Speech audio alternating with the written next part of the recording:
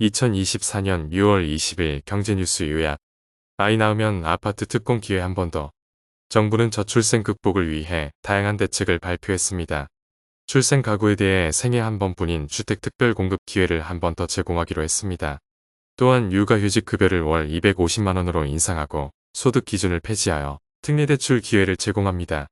인구 문제 대응을 위해 부총리급 인구전략기획부를 신설하고 수도권 그린벨트를 일부 해제하여 신규 택지를 확보할 계획입니다. 이와 같은 종합적 인구 정책을 통해 저출생 문제를 해결하고자 합니다. 북한, 러시아 침략당하면 상호 지원. 북한과 러시아는 양국 관계를 준동맹으로 격상하고 어느 한 나라가 외부 침략을 받을 경우 상호 지원하기로 협정했습니다. 김정은 북한 국무위원장과 블라디미르 푸틴 러시아 대통령은 포괄적 전략 동반자 협정을 체결했습니다. 이 협정은 유사시 상호 군사 지원을 포함하지는 않지만 무기나 전쟁 물자를 지원할 수 있는 근거를 마련했습니다. 두 정상은 유엔 대북 제재와 한미일 군사훈련을 비난하며 군사기술 협력을 강화할 것이라고 밝혔습니다. 젠센 ET, 엔비디아 시총 1위 등극. 엔비디아가 시가총액 3조 3,400억 달러로 마이크로소프트를 제치고 세계에서 가장 가치 있는 기업으로 등극했습니다. 이는 코스피 전체 시가총액의 약 2배에 해당합니다. 챗GPT 등의 등장으로 인해 엔비디아의 그래픽 처리 장치 수요가 폭발하면서 주가는 2년 만에 9배 상승했습니다. 창업자 겸 CEO 젠슨 황의 인기가 폭발하면서 젠센 ET라는 신조어까지 생겼습니다. 한국 투자자들도 엔비디아 주식을 많이 보유하고 있는 것으로 나타났습니다. 인력난 가사 돌봄, 외국인 근로자 가족, 유학생의 허용. 정부는 육아 부담을 덜어주기 위해 외국인 유학생과 근로자의 배우자에게 가사 돌봄을 허용하는 시범 사업을 실시합니다. 올해 서울에서 시범 도입된 필리핀 가사 도우미 정책은 내년에 전국으로 확대될 예정입니다. 외국인 근로자의 배우자에 대한 이스라엘 레바논과 전면전. 바이든 외교 덕고였다. 이스라엘군이 레바논 무장 정파 헤즈볼라와의 전면전을 대비한 공격 계획을 승인했습니다. 이는 가자 지구에서의 군사작전과 맞물려 중동 전쟁 확전 가능성을 높이고 있습니다. 헤즈볼라는 이스라엘을 상대로 무력 공세를 이어가고 있으며 이로 인해 미국 바이든 행정부의 중동 정책은 더욱 꼬이고 있습니다. 미국은 휴전 협상을 위해 특사를 파견하는 등 외교적 노력을 기울이고 있으나 상황은 여전히 불안정합니다. 유럽이어 영국도 8월 금리 인하 청신호. 영국의 물가 상승률이 3년 만에 목표치인 2%에 도달하여 금리 인하 기대감이 높아지고 있습니다. 영란은행은 서비스 부문 인플레이션을 경계하고 있지만 경제가 안정화되고 있다는 신호로 받아들여지고 있습니다. 영국 총선을 앞두고 보수당은 이번 경제 지표를 긍정적으로 평가하고 있으며 금리 인하가 경제에 긍정적인 영향을 미칠 것으로 예상됩니다. 시장에서는 연준이 9월 금리 인하를 단행할 가능성도 제기되고 있습니다. 태국, 동성결혼 합법화 동남아시아 국가 최초. 태국이 동남아시아 국가 중 처음으로 동성결혼을 합법화했습니다. 이로써 태국은 아시아에서 대만과 네팔에 이어 세 번째로 동성결혼을 허용한 국가가 되었습니다. 태국 상원은 결혼평등법을 압도적으로 승인했으며 법안은 왕실관보에 게재된 후 발의됩니다. 이 법안은 기존 남녀 남편과 아내라는 용어를 배우자로 변경하여 성별과 관계없이 혼인신고를 할 수 있게 했습니다. 인권단체들은 이를 환영하며 정의와 인권의 승리라고 평가했습니다. 엑손모빌 등 글로벌 메이저 석유사 5곳, 동해 개발 관심. 김동섭 석유공사 사장은 동해 심해가스전 개발에 글로벌 메이저 석유기업 5곳이 관심을 보이고 있다고 밝혔습니다. 현재 한 업체가 비밀 준수 계약을 체결하고 자료를 검토 중이며 나머지 4곳도 관심을 표명했습니다. 동해 심해가스전은 2005년부터 탐사를 시작했으며 최근 글로벌 평가기관과 함께 유망성을 포스코, 전기차 캐즘 시기를 2차 전지 투자 기회로 활용. 장이나 포스코그룹 회장은 전기차 시장의 일시적 수요 둔화 시기를 2차 전지 소재와 관련해 신규 투자 기회로 활용하겠다고 밝혔습니다. 포스코는 올해 하반기부터 아프리카와 중남미 지역을 중심으로 핵심 원료 투자와 소재 관련 공장 준공에 속도를 낼 예정입니다. 포스코는 리튬, 니켈 등 배터리 소재의 풀 밸류 체인을 완성하고 있으며 탄자니아와 아르헨티나 등에서 추가 투자를 검토하고 있습니다. 타이칸 제치고, 아이오니고 최고 전기차. 현대자동차의 고성능 전기차 아이오니고 N이 독일과 영국에서 실시된 비교평가에서 최고의 차로 선정되었습니다. 아이오니고 N은 가격이 훨씬 높은 경쟁 모델들을 제치고 최고의 평가를 받았습니다. 특히 N 액티브 사운드 플러스와 N 이시프트 등의 고성능 특화 사항이 호평을 받았습니다.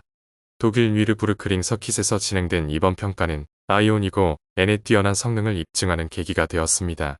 한화 또 K9 수출 잭팟. 루마니아에 1.3조. 한화 에어로스페이스가 루마니아와 1조 3천억 원 규모의 K9 자주포 수출 계약을 확정했습니다. 루마니아는 최근 7년간 무기 도입 사업 중 최대 규모로 K9을 도입하기로 결정했습니다.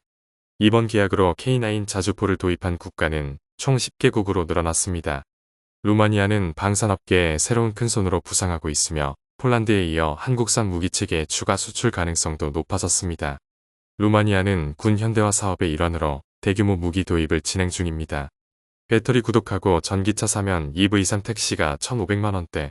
국내 전기차 솔루션 스타트업 PT인이 배터리 소유권을 제외한 차량 가격만 직불하는 구독형 배터리 사업을 추진합니다.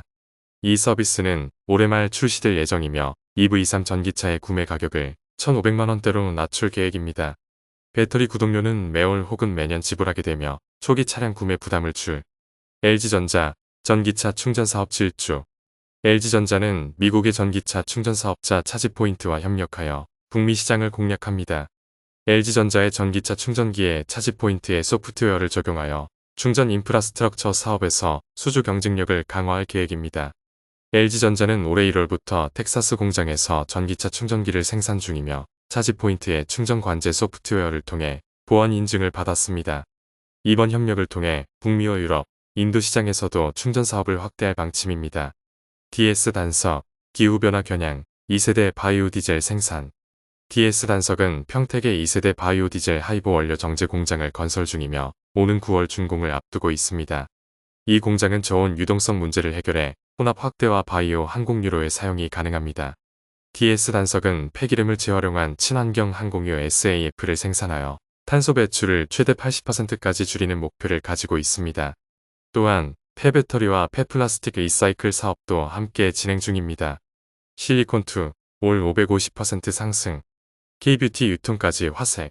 국내 화장품 인디 브랜드가 미국을 중심으로 인기를 끌며 K뷰티 산업이 성장하고 있습니다. 실리콘2는 역직구 플랫폼을 통해 전 세계 160여 개 국가의 국내 화장품을 소개하며 주가가 연초 대비 550% 상승했습니다. 미국과 유럽에서의 수출 증가로 화장품 ODM 기업들도 주가 상승을 경험하고 있습니다. 미국 아마존에서 인기 있는 조선미녀와 마녀공장 제품이 대표적인 성공 사례로 K뷰티의 새로운 수출 지역으로 떠오르고 있습니다.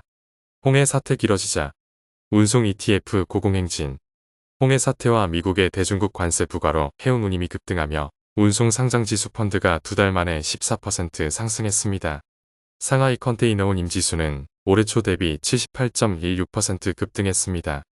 홍해 사태 장기화로 인해 수에즈 운하가 막히면서 해운 경로가 길어졌고 이로 인해 운임이 상승했습니다.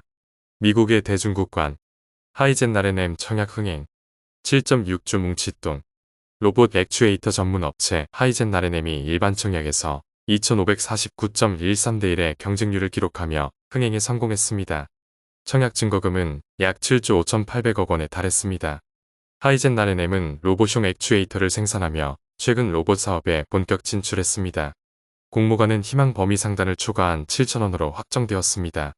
하이젠 R&M은 오는 27일 코스닥 시장에 상장할 예정입니다. 상장 후 예상 시가총액은 2,162억 원입니다.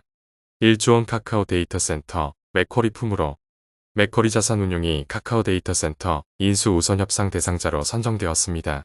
이 데이터센터는 연면적 41,919제곱미터 규모로 예상 매각가는 8천억에서 1조 원입니다. 맥쿼리는 데이터센터를 인수하여 AI와 클라우드 서버 수요 증가에 대응할 계획입니다. 이지스 자산운용이 개발한 이 자산은 카카오와 LG CNS가 임차하고 있으며 카카오는 재복구 능력을 확보하기 위해 이곳을 선택했습니다. 맥쿼리의 첫 국내 데이터센터 거래로 주목받고 있습니다. 나스닥 노리는 야놀자, 하나투어 인수 뛰어드나. 여행 플랫폼 야놀자가 나스닥 상장을 준비하며 하나투어 인수 전에 뛰어들 가능성이 제기되었습니다. 하나투어 인수 시 야놀자는 오프라인 여행 판매망을 강화하고 상각전 영업이익을 2배로 늘릴 수 있습니다. IMMP가 보유한 하나투어 지분 27.7%가 매각 대상이며 매각가는 6천억에서 7천억 원으로 예상됩니다. 야놀자는 충분한 인수 여력을 보유하고 있으며 하나투어 인수를 통해 기업가치 10조에서 12조 원을 달성할 수 있을 것으로 전망됩니다. 의협회장 무기한 휴진 무리수의 의사들 발끈. 대한의사협회 임현택 회장이 의대 증원 재논의 등 요구가 받아들여지지 않으면 무기한 휴진에 들어가겠다고 선언했으나 내부에서 반발이 일어나고 있습니다.